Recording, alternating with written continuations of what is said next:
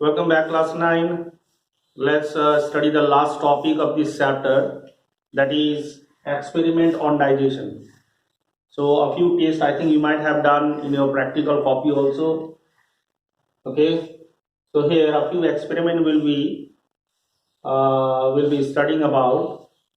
The first one comes the action of saliva on starch. It has been observed that saliva acts well at an optimum temperature of about 38 degrees Celsius. If the temperature goes more than 38 degrees Celsius or below 38 degrees Celsius, then saliva cannot act on starch to convert it into maltose. Okay, so this point you need to remember here. This particular topic you'll be performing, this experiment you'll be performing in class 12. Okay, it is in the class 12 syllabus. Then after that comes action of pepsin, the enzyme pepsin on egg white. Egg white mostly consists of protein.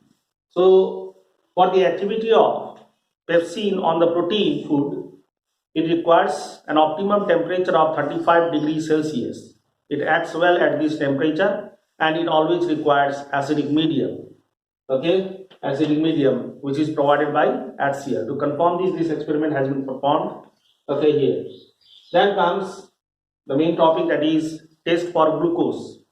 Okay, for testing the glucose, we can take a sweet type of graph or the glucose.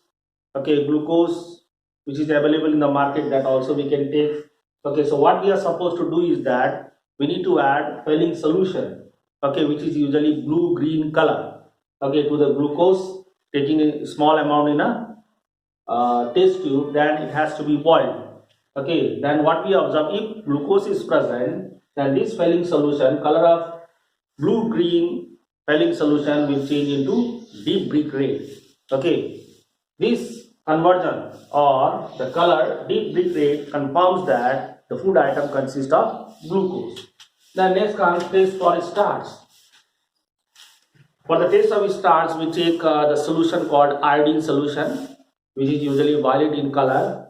Okay, so what we do is that a small amount of starch is also available in the market. Okay, a small amount of starch is taken in a test tube, then again a few drops of iodine is added to it.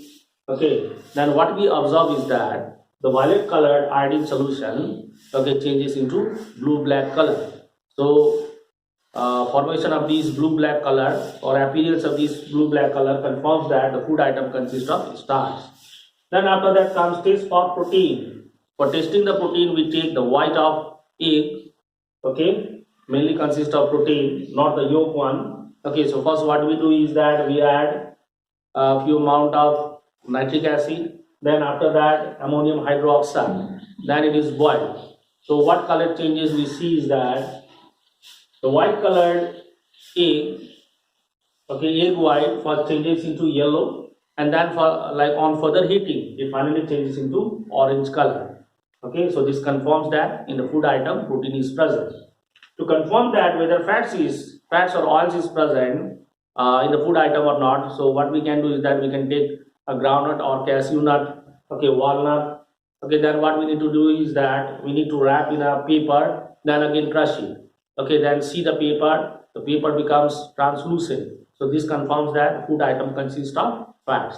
So this is how we can confirm which particular type of nutrients are present, whether glucose is present or not, whether fats is present or not, whether protein is present or not. Okay, so this way we can confirm, okay, by performing this experiment. So this was the last topic in this chapter, student. We have completed this chapter. Okay, chapter digestion. Then in the next video we'll be starting a new chapter. Here you need to understand, student, as the question paper will come from the board. So from each and every topic, okay, you have to set the question and learn. We should not be only depending on the textbook question, but still for the practice you can do textbook question.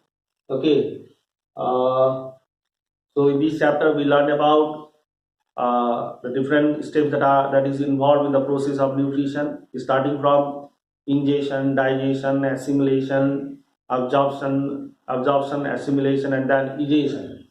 Okay, then we discuss about the alimentary canal, different parts of alimentary canal, role of the enzymes secreted by the exocrine gland. Okay, like salivary gland, pancreas, intestinal gland, gastric gland. Okay, and role of the enzymes, that is very important. You need to practice a bit. Okay, so in this video, this much, in this chapter, this much student. So we'll continue with the next new chapter in the next video. Thank you.